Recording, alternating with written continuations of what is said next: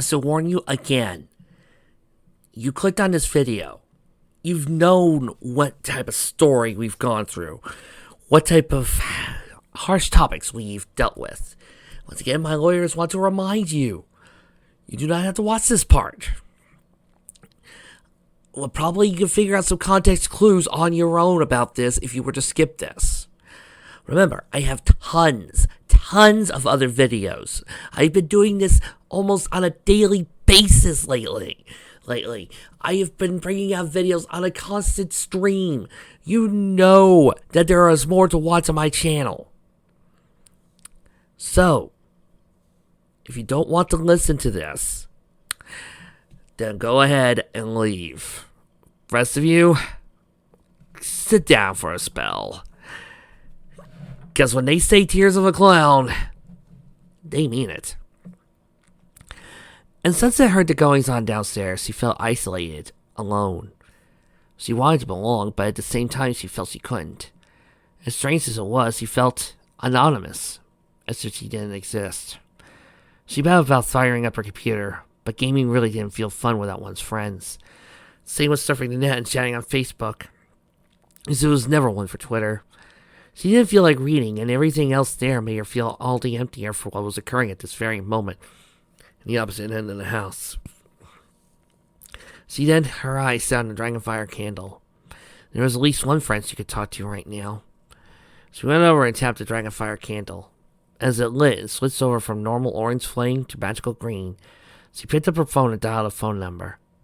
Ostensibly, the phone number in question was officially a Google Voice line attached to her phone. It was actually attached to her old phone, which was on the other side of the dimensional veil. "Come on, pick up the phone," Sunset whispered, hearing everyone laugh downstairs. "Pick up the phone." After a second, someone did. Hello?"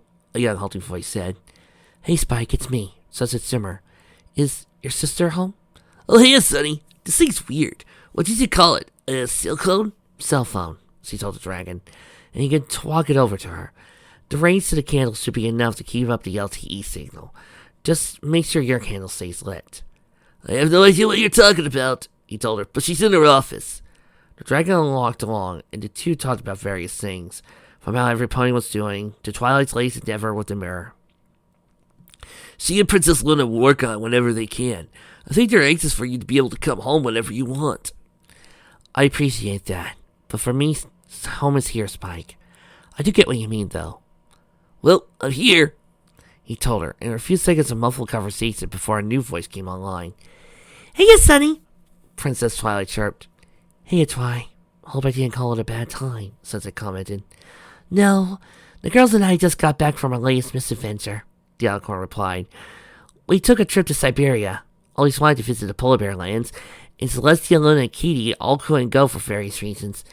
Anywhere, the polar bears were on a diplomatic spot with the Yakistan, but fortunately we were able to help the Siberian Prime Minister with her friendship problem. So, it worked out. But that's enough about me.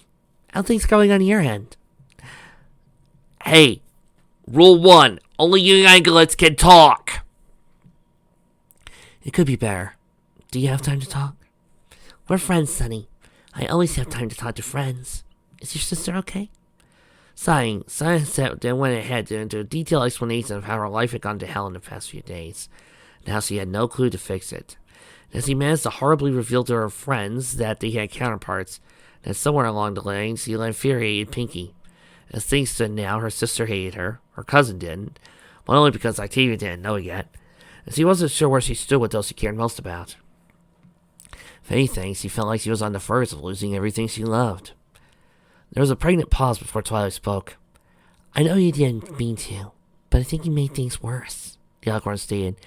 "I know it could be scary to reveal important secrets, especially in a unique situation as yours, but the others are right. It's time to tell your family the truth." "Twi, I used to be a unicorn. Is it going to go over well? Especially when I'm changed into one." "Have you already?" "Pinkie, AJ, and Rarity know what I really look like, yes." "That means you can do it. If they can deal with it, why can't those who love you?" "Because my friends have known who I am for close to a year now, so they were prepared." "But they didn't know when you changed into..." Twilight politely left out the rest of her sentence and started again. Regardless, despite seeing it for the first time, they managed. You were with them when they ponied up Twi. They didn't have a choice but to manage. And for a while afterwards, he felt weirded out by it and me. And you know what Pinky said to you. I do. Truthfully, I have a hard time reconciling the happy-go-lucky pony I know with what your Pinky told me. Obviously, there's differences between my friends and yours, but in the end, she forgave you, right? I thought she did, but after the date, I don't really know anymore. That's not true. If she forgave you, then she forgave you. And even the bitterest of memories won't change that. Sunset could practically hear her friend smile at her words. You have ponies and humans that care about you and want to be there for you. All you have to do is open your heart and believe. I wish it were that easy, Twi. But the human world isn't that simple. Yes, it is. Friendship is always. We might not be as advanced technology as you, but we are in magic. And regardless, humans and ponies are both sapient, and sapient beings are always complex. You just have to let yourself believe. The conversation eventually moved on to other topics, with Twilight briefly talking about Rarity's new Anthro fashion line on the fashion magazines Sunset sent her. The critics were raving how bold and avant-garde the outfits were, especially the hoodies. Pinky was loving the cookbooks, and the Cakes were thinking about adding an additional site to the business, given how much the Party Pony's new unique recipes were bringing business hoof over hoof. As for the others, Applejack had planted apple seeds from the earth and said couldn't wait to see how they fared. Fluttershy was grateful for the extra veterinarian books, especially since the town had yet recently moved. Rainbow had plans to see if she could create a pony version of soccer based on the stuff Sunset sent her, and Raspberry appreciated the cleaning supplies Sunset had sent. Ponies were amazed to see the inn spotless without the use of magic whatsoever. And last but not least, Twilight, of course, appreciated all the books and spiked the comics. Well, I hate to end this call. It's called a call, right? But I have a lot of paperwork to do. The princess fun never ends, Twilight moaned. Sometimes I wish I was still the town librarian. No, thanks for listening, Twi. I appreciate it. You know what? I have a hard time believing Twilight wouldn't love the paperwork. Alright, I have a hard time believing Twilight wouldn't just love having stacks of paperwork here, organized, filed up, and ready to handle this. Then again, when I think bureaucracy, I think Twilight. No problem. But before you go, I want you to remember something I told you before. If your sister's anything like me, she's tougher than she looks. Twilight may be shocked to find out what you really are, but she loves you. I know it. She'll be there for you because she's your family. Family always looks out for each other. You think so? I know so. Anyway, good night. I'll pause. How do I turn this off? Just press the button with the red crescent pointing down.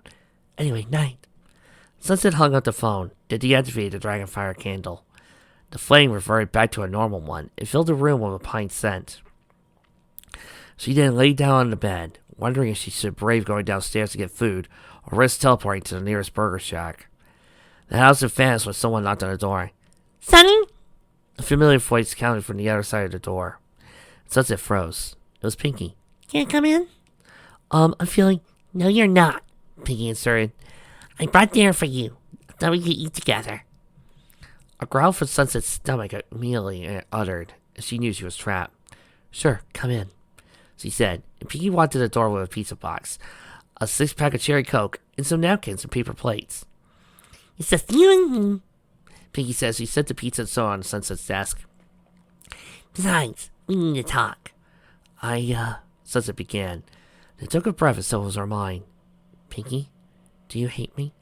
No, Pinky said, taking some napkins and a plate, then opening the box and throwing 2 slices on before passing toes and a coke to Sunset. I never could now. I was just overcome by my memories earlier. Sorry. I see, Sunset told her, taking the pizza. Pepperoni, sausage, and mushrooms. My favorite. Pinky smiled. Mine too.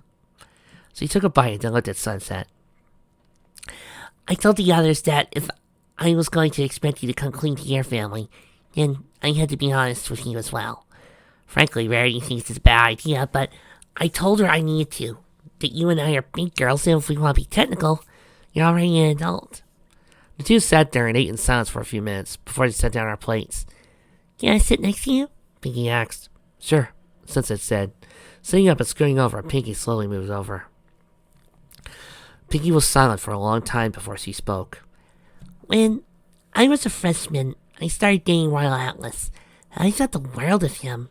In fact, you could argue he was my only world, given that you started to destroy the bonds between me and the others. And I was on the auxiliary cheerleading group since there were so many that tried out that year, so I had no real friends there either. I loved him more than I could say, and he was good to me. Auntie Cup and Uncle Carrot trusted him, and even when I told him about my health problems, he stood by me. Health problems? Sunset asked. I didn't know you had health problems. Sir, I knew you had something when you were a kid, but... There are two things that run in my family. The first was a degenerative nerve disease, which they were thankfully able to cure with the experimental treatment I got. My name's somewhere in a medical textbook as a footnote, Pinky said with a smile. But eventually they found that there was a price to be had for that treatment. Somehow it triggered another disease that runs in my mother's side of the family. Bipolar disorder. I have it. I know, shocking, huh? But I kept it mostly in check with regular doses of lithium. I didn't know, Sunset admitted. I know you didn't know. Maybe, just maybe, it would stop you from stealing my book bag and my monthly supply of lithium pills, if you had. Sunset's eyes widened as he suddenly remembered. She wrangled snips and snails into her plans, and the two guys, desperate to impress the girl, followed along willingly, stealing just about every bag in the school, including their own, just to avoid suspicion. They brought her to an abandoned building, not the one Sunset lived in, but one closer to the school, and Sunset had told him she would return them in 2 days. Instead, she raided them for all money and food and things she could sell. It was one of the many things she regretted, and luckily, she was lucky she hadn't been arrested for it. But now, as she found out, she had greatly harmed one of the girls that had become her friend. It was all she could do to look at Pinky. I'm sorry, she said, meaning every word of it. It wasn't entirely your fault, Sonny. I picked up the pills the day before, and my aunt and uncle warned me to separate them into those weekly pill containers. I was too dumb to do so. In any case, I lost all my pills, and I could feel myself coming to a low end. Fortunately, Atlas noticed and said he would cover for me, even when to go buy me some generic ones. She gave Sunset a smile. At the time, as young and stupid as he was, so I found the guy he was forever. He used to dream of being the wife of Royal Atlas. But the smile came over her face as he said, Then I met Sweet Cicely. Who? Pinky looked out the window at the trees. Sweet Cicely, his stepsister. Apparently she used to live with her father, but then something happened and she came to live with Atlas's family. Because I was dating Atlas, we got to know each other. And for a while I had a new best friend. Cicely and I were close, and because I thought she'd be my sister-in-law someday, she also meant the world to me. Atlas later told me it was Cicely that had been the one to get me the pills, and I loved her for that. I would have done anything for her, because I knew I could trust her. She told me about a party coming up, one she had promised to go to, but was afraid of attending alone. She asked me to go, and after I got the go-ahead from Auntie Cup, I said, sure. I stayed the night with Cicely, and we got to the party. Atlas was on the JV baseball team, so he'd be out of town, and she promised me I had the best night ever. I didn't. Pinky began to cry. Sunset safely put her arms around Pinky, only you had to bat it away. You know, I heard about everything you did for those girls affected by the club. I was so happy because you protected all of them. Put down the motherfuckers that needed to be downed. You saved all of them, Sonny. All of them except the very first girl. Me. Sunset gasped and Pinky looked at her with a sad face. The party Cicely told me to wasn't what I thought it was. For that matter, what I thought she gave me, the lithium pills, weren't what I thought they were either. The pills were placebos, and I was sliding into dependency without knowing it. And Atlas, he never left me. In fact, he made a bet with his sister to see which of them could bed me first. And Cicely thought she'd give a present to all the guys she'd been sleeping with since she arrived. I was the first victim of the club, because many of those boys there later started that group. I honestly don't know if you know this, but you might not have been the first girl Flash slept with. That was probably me. And sleeping with is putting it nicely. She briefly shivered, though the room was nowhere near cold. I'll never forget that moment. Being degraded by Atlas and Flaccid at the same time, while Cicely laughed at me because I dared to take her boyfriend from her. And guess who that was? Pinky laughed apparently. Some things stay in the family, I guess. And after they were done, she...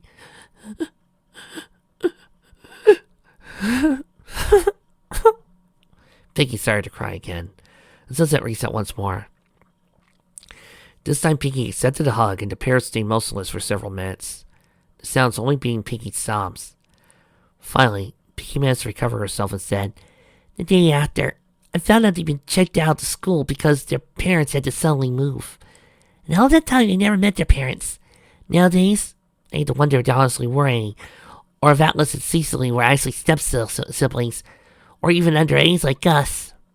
Pinky looked at Sunset with a glance, as only made her feel guilty.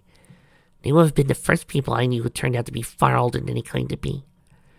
Pinky, Sonny, please let me finish. I don't know if I had the strength to ever talk about this again, but I need to tell you. Sunset nodded. Pinky continued. It was a few weeks later I started to feel sick and bloated in the mornings. To this day, I'm amazed that Auntie Cup never figured it out, because she was going through the same things I was at the same time. So Pinky looked away again. Morning sickness. Morning sickness? I don't know what that is. Pinky nodded. Guess it must be different for ponies then. Well, for humans, morning sickness happens in women when their hormones start to change in preparation for the months ahead. She shook her head and said, It's the first indicator you're pregnant. That almost broke Sunset's mind. What? Pinky looked at her friend. Sunset, I was gang raped by your boyfriend, my supposed boyfriend, several guys at the school, and one twisted girl laughed at me all the while. Do you think they were actually concerned enough to wear condoms? Sunset looked at her in shock and added, But you don't... I know, and I'll hate myself forever for it. Nothing you can say will make me forgive myself, or you, or Atlas, or anyone else involved what happened next. Rarity, thanks to all those romance novels and teen magazines, figured it out after she saw me throw up on 2 consecutive days. And even though we were at odds for the sake of our old friendship, she helped me take care of it. Pinky leaned against Sunset again and said, There's a clinic in Norville that all teens in town joke about where you go when you were, and I quote, fucking stupid. Well, the place is no joke, and I was fucked in the nicest way of putting it. I suppose you could say I was stupid, given I've fallen for the worst guy possible. I still have nightmares from that day. The doctor says you don't remember what happens, but that's a lie. I did. I do. The day I flushed what would have been my child down the memory hole. Pinky started to cry again, and Sunset put her arms around her once more. It's funny, you know. I never really bought into the hyper-religious crap my mom's views every time I'm over there. And for the most part, I'm pro-choice. But every time I see a girl around that age, or a girl I think will look like her, I die a little inside. People tease Blossom about deciding not to have an abortion, but I swear to God I'll beat the goddamn shit out of anyone who says that in front of me, because he's braver than I'll ever be. I don't have the courage to do what she did, and I never will. Sunset was silent for a long time. What could she say? Pinky, I'm speechless right now. I didn't know, and I don't even know where to begin saying anything. How can you? You are indirectly responsible for me being raped and having an abortion. And truthfully, maybe not even that. Maybe Atlas would have switched my pills or slipped me a roofie. Or maybe Cicely would have just hit me over the head with a baseball bat, let everyone do their thing while I lay there with a concussion. I don't know, and I don't want to know. But after Atlas and Cicely bailed, I had to focus my blame and hatred somewhere. And you were the most obvious target, given the bits you were what you did to me. It got as bad as I told you, and I'm sorry I did that. Sorry? Sunset immediately pushed her hand back and blasted the door with a privacy spell, her hand glowing with cyan fire. She immediately turned back to Pinky with a look at her and gasped, You're sorry? For what you did to me? Her eyes started to fill with tears and she wanted to die. Pinky, I ruined your life! I don't know anything about abortions, but I know with the magical equivalent, they're so dangerous they run the risk of a mare never being able to have a foal again. And I did that to you. You don't have anything to apologize to me for. Sunset wailed as he realized she'd been possessed by a demon. She had been a horrific monster long before that. It was Pinky who reached over and wiped the tears from Sunset's eyes. Please don't cry, Sonny. It's a pain that I'll never be rid of. What I've learned to live with. I always will be Pagliacci, with a smile on my face despite the pain. And now I don't have to cry as much anymore, because I have someone that saved me. What? Who? Sunset asked, desperate to know. It had to thank the person at any cost. I owe this person. So do I, Pinky said, tears still streaming down her cheeks. I owe this person so much. Who is it, Pinky? This person saved you. I think I'd do anything for him. Really? Sunset nodded, really. You promise? I promise. Even your Pinky promises that helps. Will you hate me if I kill you? Pinky, I could never hate you. Frankly, I'm stunned you still don't hate me. I can't hate you, Sonny. Why? Because I deserve it. Because you're the one that saved me. What? Pinky for a second looked as if he was going to regret something. Please don't hate me for this. Pinky then put Sunset down on the bed and kissed her. Hallelujah! Finally some nice, sweet, romantic lesbian action! Woot! I just... Trixie, not the taser, not the taser! I apologize for the joke, maybe ruining the mood, but hey, I had to lighten it up somehow! As Pinky broke off the kiss, Sunset briefly looked as if her mind short-circuited. What? Sonny, I can't ever hate you now. Because when you feel so strongly about someone, and they change, sometimes your feelings do too. So he blessed to see how her Sunset admitted, and I've not hated you for a long time now. Huh? Pinky laughed as he let Sunset up again. The flame-haired girl couldn't tell if Pinky's laughter was joyful or bare. I finally worked up the courage to tell you I'm in love with you, and you don't get it. I swear my life is so fucked up. Wait, you're in love with me? How? Why? Sonny, you can't control the human heart, even with all your magic. And I know you don't, and never will feel the same way about me. And I can deal with that. But after you're defeated, I want to die. The look on Sunset's face was one of confusion, and Pinky didn't wait for her to ask. I'm metaphorically seeing the monster that caused my pain. And promise to Twilight or not, I wasn't really sure if I wanted to fulfill it, because my deepest shame. You see, the night I was raped, I found out three things. One, wasn't sure I could trust anyone, even someone who loved me. Two, I was defiled and couldn't tell anyone, because who's gonna believe me? The Cloud Cuckoo Lander on Professor Sugar High? And the third one, when Atlas had his way with me, and then Cicely, it was a effective way of finding out I'm bisexual.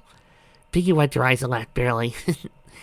There I was, getting raped, and there was a part of me still in love with Atlas, realizing I'd fallen for Cicely as well. You know what that does to a person? I was being defiled, and a part of my brain was happy, because they had them both and they had me. I didn't have to choose which one would be my lover. And then once your prison sentence began, I honestly considered suicide, and I talked it over with the girls. Sort of kept it silent. As you could guess, her little friends is good at keeping secrets. And they begged me to consider. Because if a girl like you could change, there was something worth living for. And so I did. Eventually started living for you. And eventually love come from that. Pinky, I don't know what else to say. I'm a little overwhelmed right now, honestly. Welcome to my life. Like I said, I know you're completely straight. So what I want will happen. And to be honest, I mostly lean towards guys myself. No, there are a few girls that go out to your ask. Still count yourself lucky. You're probably the only girl I've really fallen for, Sonny. Pinky smiled, and Sunset was glad to see that for the first time since the conversation had begun. It was a true Pinky smile. Science. None of us are normal. I don't think there's even a need for that word. So does anyone else know? I think Auntie Cut knows. I don't know about my uncle. Your parents always know something about you, even if you don't say it. And honestly, my mom and dad aren't really my parents. My aunt and uncle are. She gave a sincere smile. I think that's why she fights tooth and nail to keep me here. Not because I don't fit in there, but because my mom is homophobic. Found that out last Christmas. And though I suspect Auntie Cup's known for longer, I also think my sister Maud knows. Also, sisters tend to know that sort of thing too. So you looked at Sunset, slipping back into humanity. Sonny, you... Sunset blushed, knowing what Pinky was about to ask. Yes, if I were gay, I would, Pinky. I'm flattered, really. A thought suddenly came to mind. When we were in the kitchen on Twilight's birthday, Pinky buzzed furiously. Yes, I almost confessed. Guess I sort of did, even when I told your mom. Okay. Sunset looked at the clock. Oh wow, it's almost midnight. Guess the girls already went home. Guess I should drive you home? Yeah. Pinky replied, told Uncle Carrot was gonna stay over tonight. Not that I mind, but why? It was very nice idea. The look on Pinky's face became sly. So it was the best way to sleep with you. Sunset's eyes went wide, then realized what Rarity meant. So he started laughing, and turned Pinky did as well. Both girls leaned against each other, the giggles breaking out to full geologic reactions. For the first time in years, Pinky finally felt whole. Meanwhile, as the four girls pulled up in front of Rarity's house, the fashionista got out of the back seat. Thanks for the ride, Fluttershy. Are you sure it was a good idea to leave Pinky behind? Fluttershy asked. She needed this Fluttershy, dear. You know it. Rarity said. She's been carrying around her heart for so long it was tearing her apart. Maybe it's just my romantic senses tingling like Spider-Man, but I knew that her confessing to Sunset would give her closure she needed. Plus, probably more than anything, her admission would be the catalyst that would really get Sunset to think about a confession of her own to her family. Can't believe how horrible this fic can get. It's just the horrible spelling. Forgetting to put a dash between Spire and Man. Seriously. Play with fire rares, Rainbow warned her. Yes, but some of us have our specialties, right? Rarity insisted. I just hope you know what you're doing, Rares, Applejack insisted, or else one of these days you're going to buy more than you can chew. Rarity's smile was that of a cat that ate the proverbial canary. If you remember that letter that my counterpart sent Sunset, you can argue I already did. So that means she can make all the mistakes and leave the experiments to me, this part. Applejack shook her head. You're incorrigible, you know that? Of course I do. She winked. Isn't that why we're our friends? Meanwhile, as Artemia picked up the last of the pizza boxes, she looked to Twilight. Well, that was fun. We should do this more often.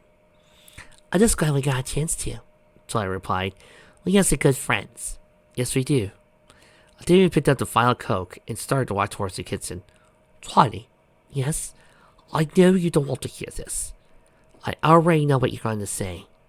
She hurt me, Taffy. Maybe she didn't mean to, but she's supposed to be my older sister. She's supposed to trust us. What am I supposed to say to her that I haven't already said? Besides, wasn't all that long ago you said you were jealous of her and wanted her gone. The raven-haired girl looked crestfallen. I was wrong, Twilight. I thought that she was stealing my place as your older sister type. But that's never really been my place. There's always been Katie, for both of us. And now Katie's got her own life, and she can't do it as much as anymore, and Sunset stepped in, for both you and me. They opened the door to the garage and put the boxes in the trash can. I never really thought about it, but I like having an older sister to rely on, Twiny. And now I have Katie and Sunny. So do you. Please don't forget that. I'm trying not to, Twilight replied. It's not easy. Artemia put her arm on her cousin's shoulder. We fought dozens of times before. Why is this harder than all those other times? Because I really thought she loves us, Taffy, and wanted to be a part of our family. The plum-haired girl said, embracing your cousin a much-needed hug. And now, I honestly don't know anymore. Elsewhere, Lyra Heartstrings and Evergreen Pine looked across the table at each other. Thanks for meeting me, Golden Harp. I really appreciate it. Golden Harp waved it off. Hey, just glad to talk to a fellow aficionado about all this. Anyway, I gotta go. You need a lift? It's dangerous out there with that killer, Evergreen said with genuine concern. Not only did she feel guilty that her fellow sirens were committing the murders, but she generally didn't want this nice girl with a genius talent for information on the lost unicorn civilization to be a victim. In turn, the celestial and ivory-haired girl pointed to a guy with shaggy hair, same colors as her. Yeah, got my big brother to drive me here. He's visiting for a couple of weeks from college, so I get free muscle. Evergreen laughed. Anyway, thanks for coming. Bill's on me. No, thank you, milk chocolate. I appreciate everything. Evergreen put her over the cashier and paid the bill and gave a friendly wave at the guy. Then walked down to the restaurant, right over to the big Cracker Barrel sign where she had parked her car. She looked into the bushes and called out, "Brought you dinner. Might be a little cold, though." I'll manage somehow.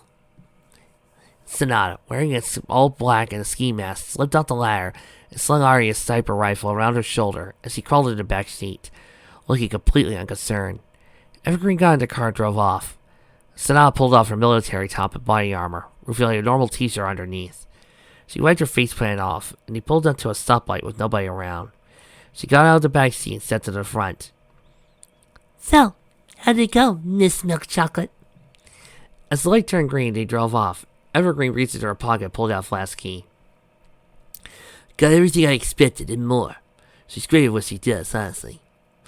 Sonata opened the doggy bag and pulled out the lukewarm burger and fries, messing with gusto. I hope so. We're taking a big risk on this, Greenie. No, but what choice do we have left? We have to stop Katana and the Prince before they commit to their plans. And this is the road we need to travel on. As hard as it is, so be it. The look on Evergreen's face became sober. We're sirens after all.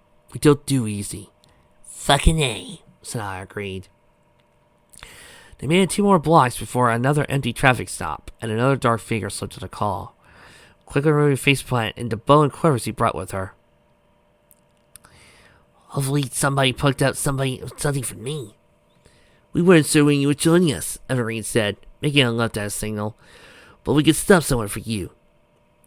Sir, I think local Del Taco's 24 hours, Arya said, wiping out the last of her face paint and removing her top, revealing a camisole underneath.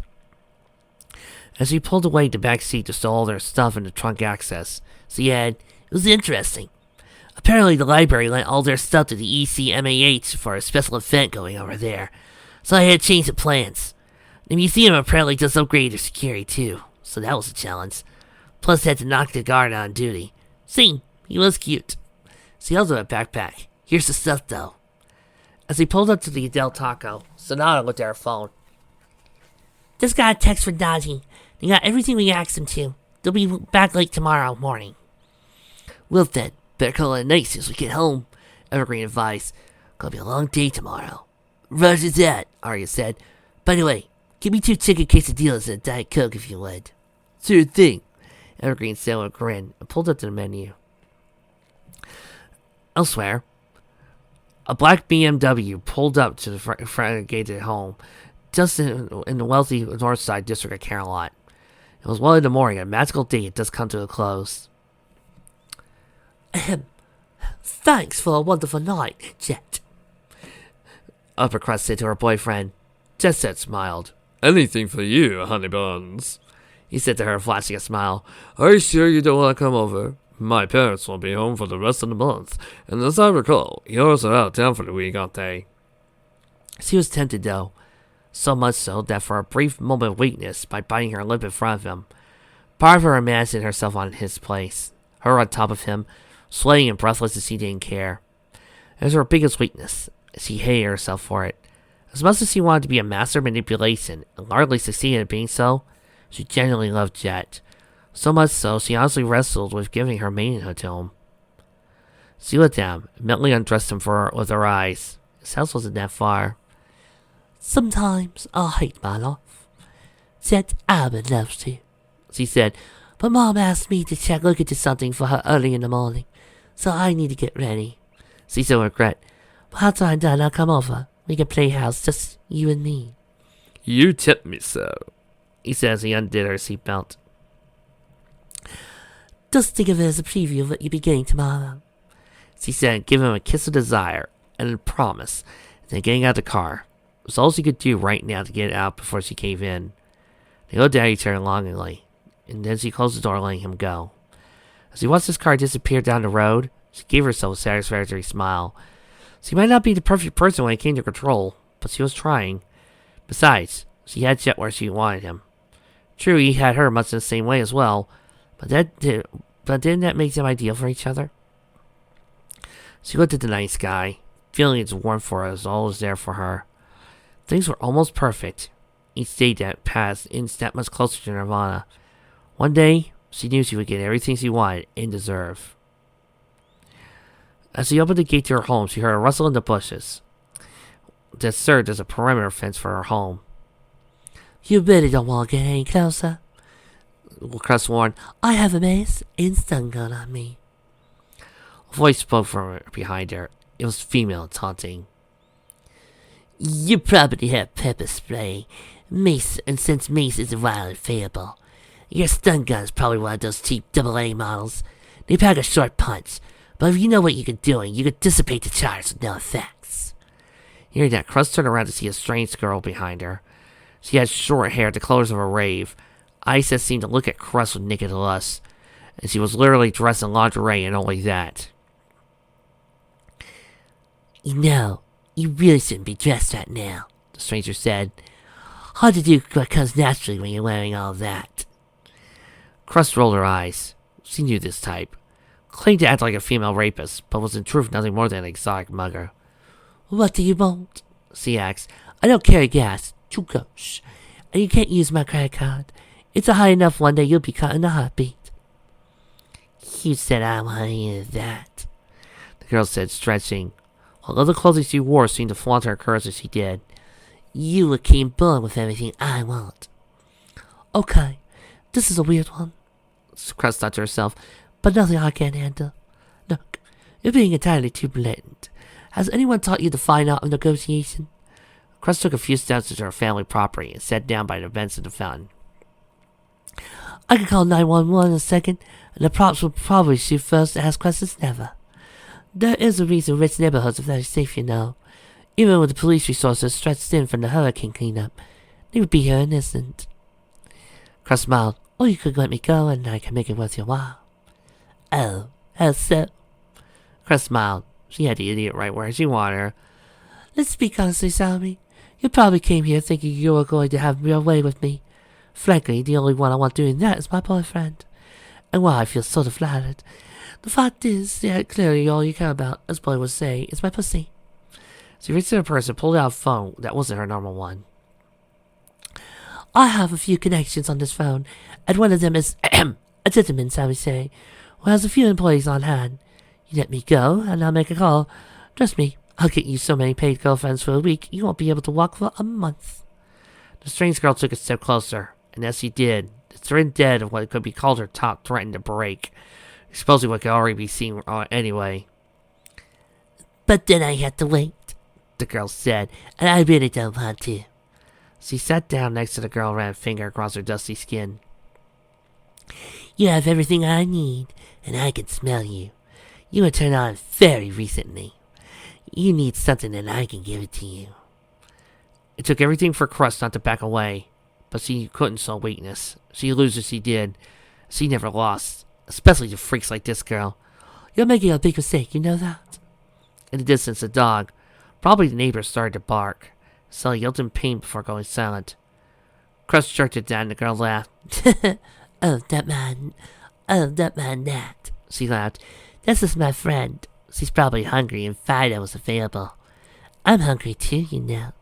The girl traced the trail down Crust's cheek, past the pearl necklace she was wearing, and stopped just at her collar. Can I tell you a secret? As carefully as she could, Crust reached into her phone and tapped it 3 times, activating its recording function. She had specifically programmed her phone for this purpose, and it never failed her. Sir, what is it? The girl smiled, and Crust suddenly noticed she had unusual teeth. At least 4 of them had filed down to look like fangs. As he heard some of the dance club freaks who listened to techno and shit did weird things like that. But she couldn't believe it was true until now. The girl leaned conspicuously close and whispered to her ears. I figured out something that Alto couldn't. And what would that be? Crust asked. She didn't know who or what Alto was, but something had happened to her. At least there was to be a phone recording. Plus, she still had her mace and stun gun on her, and she had to use it. This drugged out slut wouldn't stand a chance. Now how she was dressed. Either way, Crust could make sure that she had enough information on this whore to put her behind bars for the main days for her life. The girl giggled slightly and sighed. The serum's changing us, she said. I always want it now. Always. She cooed, rubbing her hands tensionally across her body. I can't stop, even if I wanted to. And I don't. You can't see? She's always hungry now. Doesn't care what she eats. She started to cry her teeth for raw meats. I went down the rat population at the base started going away. What? Gruss gasped, starting to feel a bit afraid. The words this girl was speaking was that of a mad woman, no way close to normal. As if she didn't hear her, the girl continued, And dear sweet Alto herself. She's always filled with an animalistic rage, raw and primal. Did you know she nearly killed one of the gate guards this morning? Saw the poor girl with her gig lying out of whack, and with one punch snapped her spine. She'll probably never walk again. But Alto probably thinks she deserves it for being out of standards. The girl tapped her hand to her cheek. Wonder if she needs a cheering up sex as a result? Yeah, I'll give it to her anyway. I'll need a new partner. Now Crust was really worried. Whatever was going on, this girl wasn't normal. She wasn't drugged. So you heard about the serial killings that had gone on before the hurricane hit. I thought this was only a problem for the poor neighborhoods. But now she wasn't so sure. Could this girl be a serial killer? Crust didn't know, but right now she didn't want to know. She wanted to run. Look, she said, trying to gain one semblance of control. Let me call my, assistant, and I'll get you all the girls I want. Hell, I'll pay you to fly out to Nevada. There's a process there, if I recall, and I'll rent you all the girls in the building for free if you let me go. Are you scared? The girl said with a smile. Don't worry, it'll be all over soon. No! Crest screamed, losing control for the first time in her life. She lunged forward and stabbed the girl straight between the breasts with a stun gun. The girl didn't even bother to block as the prongs went straight into her chest, sending a blast of electricity into her body. Solar power ripped away the remaining binder of her shirt, leaving her topless. Once again, can't enjoy a naked body, but otherwise did no harm, not even leaving a mark. What? Crest asked. At that moment, the girl leaned forward, kissing her. Crest tried at first, but it slowly stopped as something passed through her. The girl broke the kiss. As she felt her constantly slipping, she asked, What did you do to me? Medley Trance looked at her at the remains of her top falling away from her, burning to the ground, then decided why should she bother hiding what she was born with, and quickly removed the rest. Then looked at her new playmate. And as the girl looked at her with dazed but frightened eyes, Medley started to remove her clothing. Well, this is a bit complex, but keep up with me, she said with a smile. I don't think I'm human anymore, because I just pumped a neurotoxin into you that makes you highly successful to my requests. Apparently my body requests it now. She giggled. But I do have to be careful about it though, because otherwise you'll end up in a coma like poor petty officer guitar strings. Honestly, I didn't mean that to her, and if she ever wakes up someday, I hope I can make up to it. As she removed the last layer of crushed clothing, she looked at the girl's flawless skin. Bet a girl looks like you've never seen a bit of dirt in your life.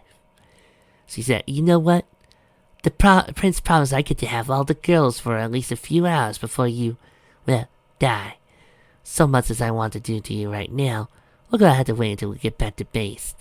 There's an obstacle course filled with mud and dirt and grime and all the things you've never touched in your life. And I bet that's where a girl like you deserves to be taken. See this spat across his face. Puh! You actually insulted me. I have standards, you know. I never pay for sex. Well, I pay for what you can get for free. She then saw the girl's pearl necklace. What's this? Crust, so she screamed to her mind, couldn't help but answer. A gift from a boyfriend, she said. Lily took it off and put it around her neck. Not anymore, she said. Now it's a gift from me. From you to me.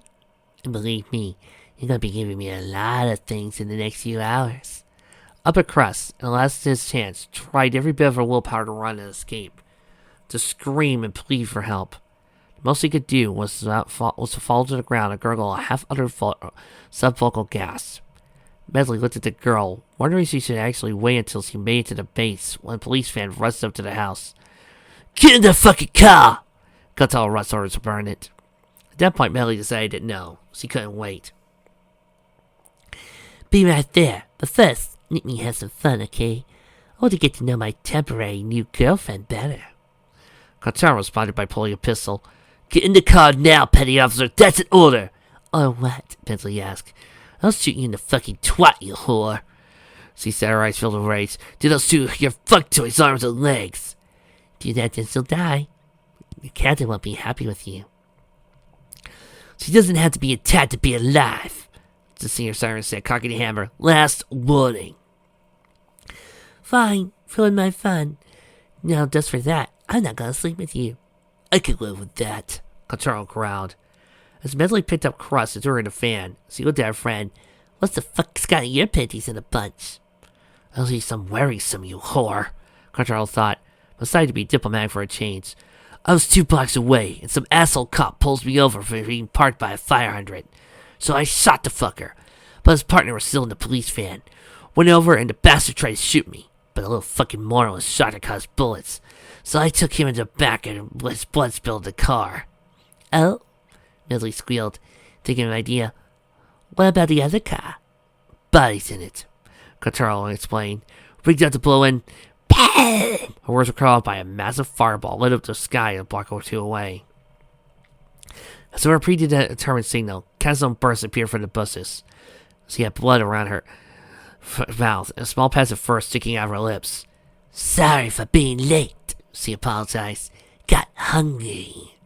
Feeling again, Kenzie? Bentley teased. Was hungry, she repeated. Want to sit in front? Hell no. There's some fun fluid in the back, and I want to introduce my new girlfriend to a world of new experiences. The three got into a stolen vehicle. Cartaro gunned the engine. In the far distance, for now better than human hearing, she could pick up the blare of sirens as emergency responders and police started to arrive. Fuck! Cartaro screamed, throwing a punch at the dashboard of frustration, putting her fist during the police radio. Fuck! Doing just that, Bentley said. Now let me have some privacy. She did close the privacy screen, and a few seconds later, the other two sirens could hear Bentley's exertions in the back. Hungry? I get angry when I'm hungry, too. Canzone offered her friend some of her latest meal. Canzone looked disgust. I'll wait until I'm back at base, she said, starting to calm down once more, focused on driving. She heard the mastication behind her, next to her, and said, Tell you what, throw that out the window and stop at Burger King waiting for us, okay? Sure, this tastes kind of gamey anyway, Canzone said, lowering the window, tossing the remains out. As the three sirens drove off, Delirious mission complete, Cartaro looked for the fast food joint, feeling something in the pit of her stomach once more. To her side, she could still smell the blood at Canzone's lips as she sat there in contentment. In the back, she heard Manley promise the newest girl to be sacrificed, and as for as long as she still lived, which wasn't long, the perpetually hurrying siren would be the best girlfriend the girl, what was her name? Upper Christmas, something like that, would ever have. Things were starting to spiral out of control, Cartaro thought, but she couldn't feel her mind wrap around the problem anymore. Or as she did, something animalistic took over as she lost it again. What's happened to us? She thought, as she moved from the darkened streets of Camelot.